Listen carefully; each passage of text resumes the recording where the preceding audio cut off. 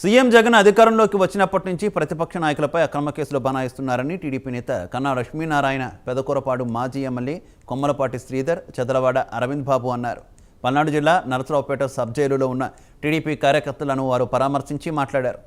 ఆడపిల్లలకు అన్యాయం జరిగితే మాట్లాడడానికి వెళ్లిన ఇద్దరు టీడీపీ కార్యకర్తలపై అన్యాయంగా అక్రమ కేసులు పెట్టారని ఆగ్రహం వ్యక్తం చేశారు. మోహన్ రెడ్డి నాయకత్వంలో ఆయన ముఖ్యమంత్రి అయినప్పటి నుంచి కూడా విపరీతంగా పోలీసులను ఉపయోగించి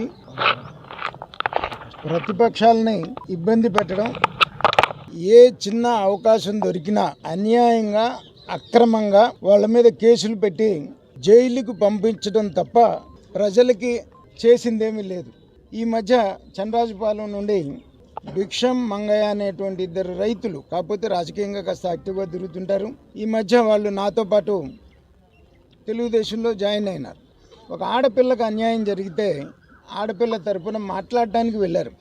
ఆడపిల్ల తరపున మాట్లాడటానికి వెళ్ళి వచ్చేసిన తర్వాత మరి అతన్ని వాళ్లే కొట్టుకున్నారట. వాళ్లే కొట్టుకుంటే మరి అతను మందు దాగి చనిపోతే వీళ్ళు బెదిరించారని చెప్పేసి వీళ్ళ మీద మరి కేసు పెట్టి అక్రమంగా మరి జైలుకి పంపించినటువంటి పరిస్థితి. ఇక పశ్చిమ